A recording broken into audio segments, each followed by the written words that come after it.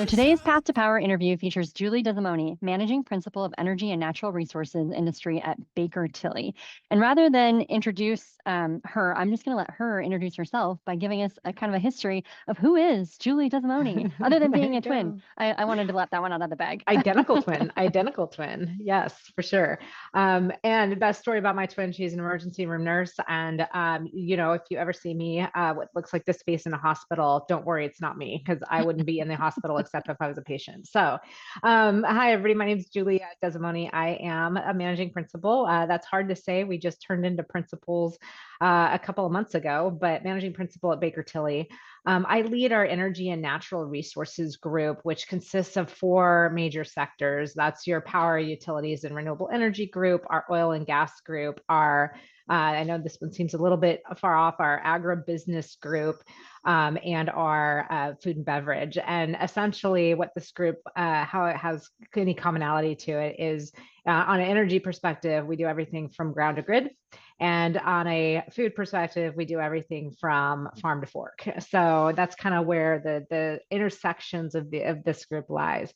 But my entire career, I've been with what was with Moss Adams and now Baker Tilly for approximately 25 years. And I had the amazing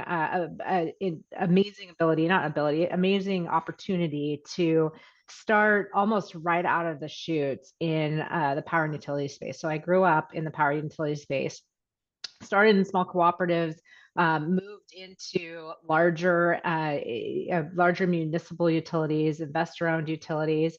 And then about 15 years ago, kind of moved over into the renewable energy space. So I've had the opportunity as well to go ahead and work on almost every single type of power this country has designed or has thought of. So through every type of entity. So it's been really exciting. I really focused my career on getting to know the energy space. About 5 or 6 years ago, I was asked to lead the energy division, which includes the oil and gas division at Moss Adams then. And then I was just asked, or maybe it was voluntold, that I'd be leading the energy and natural resources at the combined Baker Tilly firm after our merger.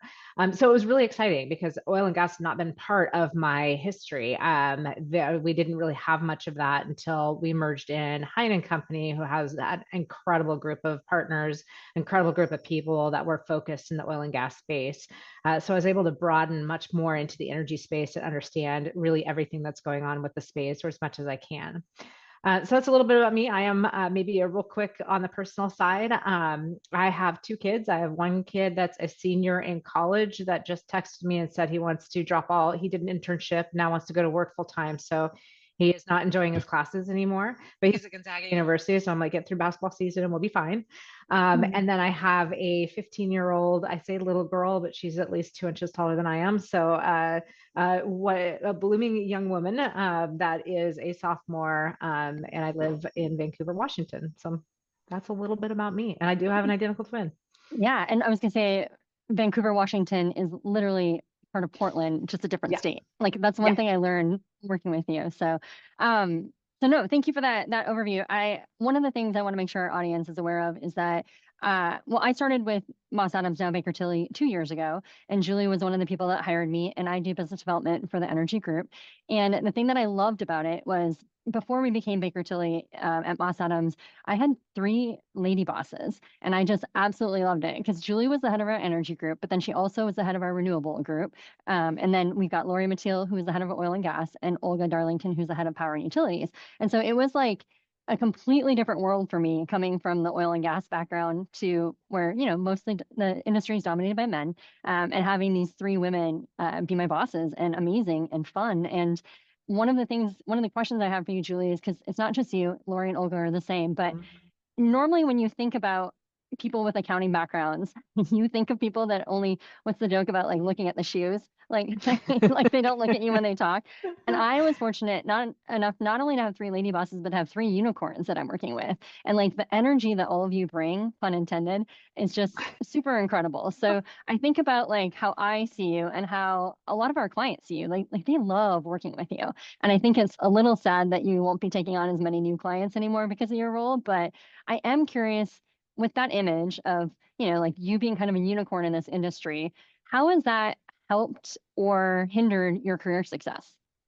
I think I mean, overall, I think it's helped quite a bit. But I believe that's because of the sponsors in my life. I was very lucky to have grown up in a firm and in a region and really the whole firm that didn't see me for just being a female in energy space. Because quite candidly, we're only to like 4% of the senior management positions across the nation. I mean, there's just not as many women, a lot more than there were 25 years ago, which I applaud all the efforts there, but not nearly enough. And so, growing up through that, the unicorn, I'm not sure I'm a unicorn, but will say that that was when you were able to bring a leadership attribute to the table and be a female.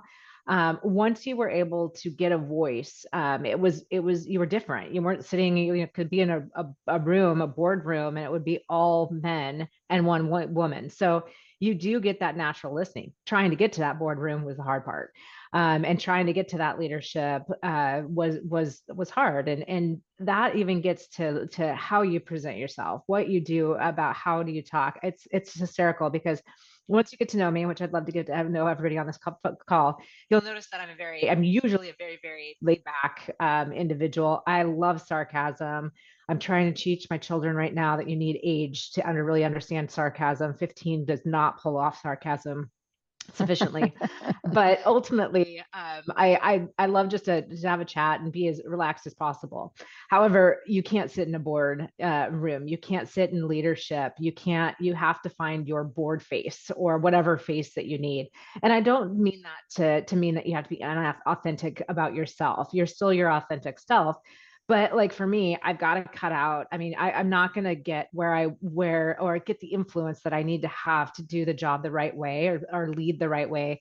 If one, I am not at a place that I can, have that influence. And that is making sure there's no sarcasm in the room, making sure that I'm not joking too much. It's really hard for me. I get exhausted. I spend an hour in a real leadership where I can't joke or do something, and I get very tired. But it is that presence that really, really matters. And that presence actually probably got me learning the hard part about that presence, probably helped to develop me the most over time, because ultimately it was hard. If you don't take yourself seriously, who else is going to take you seriously? So that's important, of that projection outward of that image as well. I like that you kind of commented on that. If you can't make a joke or you can't, for lack of a better word, be yourself, that it exhausts you. And I think that people kind of forget that sometimes when you are trying to be someone you're not or censor yourself, it can be sometimes more harm than good. But kind of like playing off of that, are there times where you have had to censor yourself and it's been helpful, or times that you censored yourself and you were like, I shouldn't have, because it would have been a better way to be authentic and go this way and we would have had a better result. I don't know if I asked that correctly, Yeah, but no, I get it. I can think yeah. of it both helpful and harmful. I think from a censoring standpoint, I think, I'm also an extremely direct person. There's a lot going on in life and I don't have a lot of extra time, or I just would rather, if I sugarfoot is not the right word, but whatever, dance I around an think I think issue. it's pussyfoot. Is that Oh, yeah. no, no, no.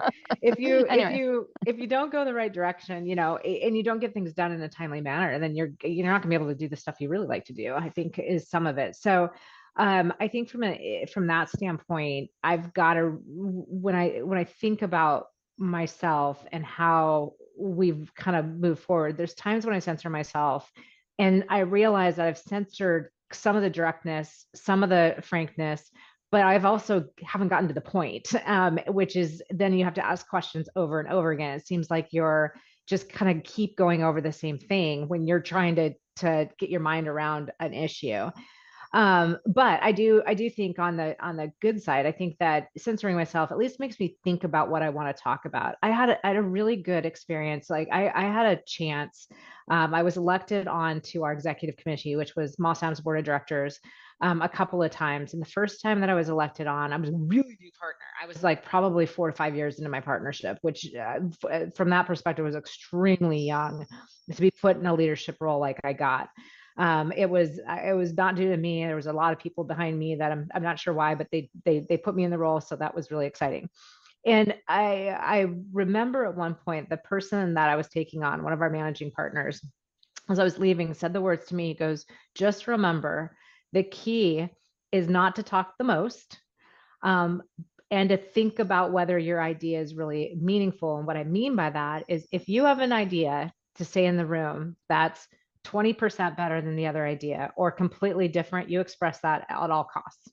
However, if you have an idea that's 1% or 2% or 5% better than another person's idea and that person doesn't talk as much, maybe think about when and where, why, when you're going to say something and if you're going to say something. And I've thought about that often in my censorship. So I don't really censor my thoughts from a trying to get the big bold ideas out, but it's more of a censoring of trying to make sure that everybody's heard in the room, and that I'm not overpowering that voice. That was a really, really huge lesson before I took on my first major leadership role in the firm.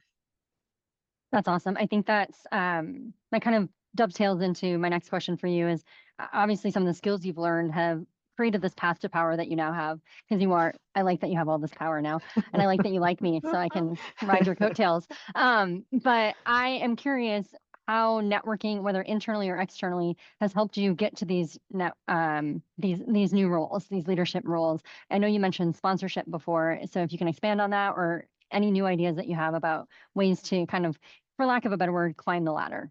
Yeah, I think so. Networking, number one, for any of the young ladies or gentlemen in the room today or watching this today, start your network as soon as you possibly can, and network early and network often because your network builds over time. I'm now, unfortunately, in my fifth decade. So when you look at that, I was interesting. The other day, I had this young woman come to me, and she is brand new out of college, and she's like, I look at you and your leadership and all that you're doing. You've got two kids and a husband and she said to me, she goes, I don't know how you do it. And I said, but there's a major difference. And it's not just, to me, it's not years between us, but there's a major difference. I have a million more experiences to draw upon. I mean, I've been able to make an experience and make a mistake and take that mistake and hopefully change it. And so I'm not sitting here today with the lack of experience, I mean, the experiences that you have just by measure of your 22 years old. I've got a lot of those experiences, and I think we're going to hopefully have a million more, and get to move the path. So when I think about my network, I think about that in the same way. I think about the fact that your network just builds over time, and you're going to continue to increase it, and then you can pull those tethers when you need those tethers. Your network is valuable. I don't think that you can be a solid leader without an incredible network. The other thing is, as you change positions, even with the company you're with, or moving on to a different one, though that network helps out. I will tell you, going into this merger, Moss was approximately a $1.4 billion firm. Baker Tilly was sitting at about 1.6. We're now a $3.5 billion firm. That's really big. And there's a lot of people I don't know anymore, where I felt like I knew everybody at Moss Adams or pretty close to it. So when I think about that, I'm finding struggles, I'm finding roadblocks, I'm finding things that I haven't had to deal with in years because of kind of the knowledge in the firm. That's when you bring your network back into play. That's when you can bounce ideas off people, have people help you with things. Am I going crazy or is this okay? When I'm getting tired or burned out, I really engage my network because they build energy within me. So I think it's an incredibly important group. It doesn't have to be, you're going to have different layers to your network. You're going to have your incredibly tight network and a loose network. But just having people that surround you, I think, is an important thing, and never stop networking. I think that's very valuable information. The never stop networking. Like we had past global president Tara Meek who always said, "Your network is your net worth." So I think that's something to keep in mind too. Is it never let it go dry. Otherwise, it will you might lose opportunities that you didn't know were there. So Yeah, yes. absolutely. Um, so one thing you kind of mentioned that I'd love to have the audience here is some with all the things you have going on and this younger woman that was like, how do you do it all? And then you kind of alluded to getting stressed and being able to talk to people, talk it out. So what are some of those techniques that you do to de-stress and kind of like reset yourself so that you can be fully present in your energetic self and a good leader? Yeah. Does enjoy wine count? No, no. Yes. Okay. No, Yes, it yes, it does. does count. Okay, there you go. No, actually, it was my first, we launched about, oh gosh, it was probably a decade ago. We launched our first sabbatical program for partners where we were asked to disconnect for a month at a time every 5 years. And so, but I think one of the things that was the most important off that is I was told during that time, turn off your notifications and everything. Turn it off, and I never turned them back on. I think in this world we've taught our everybody around us that we need to be there, like have an avenue to where you are available. Like anybody that knows me knows that I've got my cell phone around me, so if I'm not answering an email right away, call me, text me, I'll get back on it right away for people. But I think that setting those boundaries, setting those barriers, maybe not barriers, boundaries, so that you can go enjoy. I used to work with an individual, and he didn't quite make it. And one of the reasons that he didn't, when he was leaving, I said, "Well, why? I mean, you made partner. Why are you leaving?" And he said, "I feel guilty when I'm home because of work, and I feel guilty at work because of home." And just like how painfully that has stayed in my mind. Like I cannot ever get into that space. And will you have it from time to time? Absolutely. There's going to be time where things just go out of control, which is fine. It happens. Bring it back into control. But when it's time to spend with your family, put the barrier up and say, I've given everything I can to this, to my people. And I think quite candidly, and Sally, I guess you can tell me because you work with me, but I think everybody that works with me knows that. They know that, if I have to bow out, it was Sally and I were on a phone call earlier today, and unfortunately my daughter had an issue that I just had to drop, and go take care of her because she needed to be cared for. So ultimately and do I feel guilty about that? No, I don't. Mhm. I don't, because she needed me, and that's where I needed to be, and the team can run easily without me. In fact, it's probably more of a straight line phone call when I'm not there, but it's We streamlined were call. done at the half. We were done in 30 Yeah, minutes, yeah, which was yeah. like, Not yeah, very often with me. Not very often with me. yeah, So, yeah. so it is that. But I think understanding what those boundaries are, and I think even a bigger key is understanding how those boundaries change with time. If you're starting, I always tell people, if you're starting to feel guilt isn't a very important emotion, but it's also can be a useless emotion.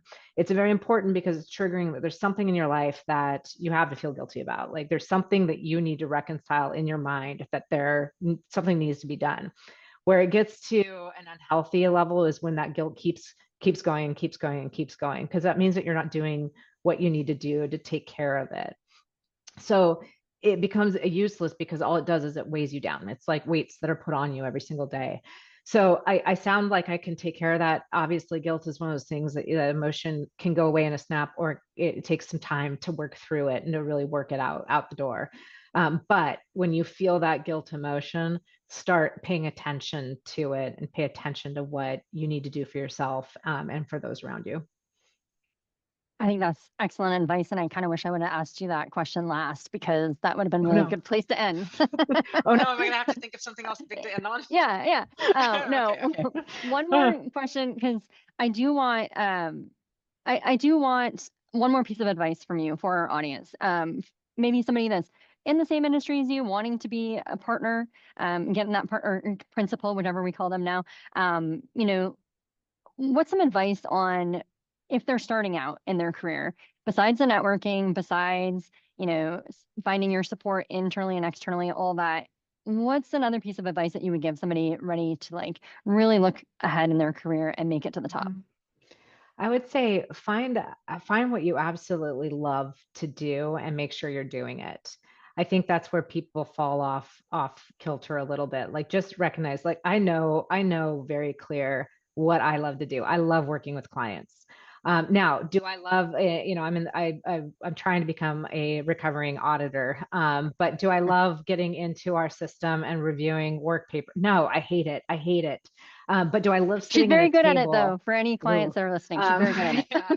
it. But do I love sitting at the table and helping the teams figure out a solution? Do I love getting a phone call from a client saying we have a problem, can you help us with it?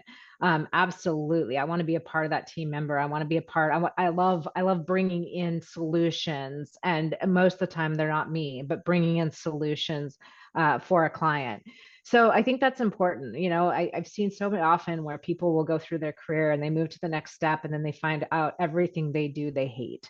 Because it's just not. And I can't say that you're going to love absolutely every part of your job. That just isn't a reality. But find that what keeps you passionate about the why where you're at. From a leadership perspective, I think this new transition has been my hardest by far. By far. It's just bringing two very, very different worlds together. Not to say that I'm not extremely excited about it and the opportunities that we have, because the teams on both sides are just phenomenal.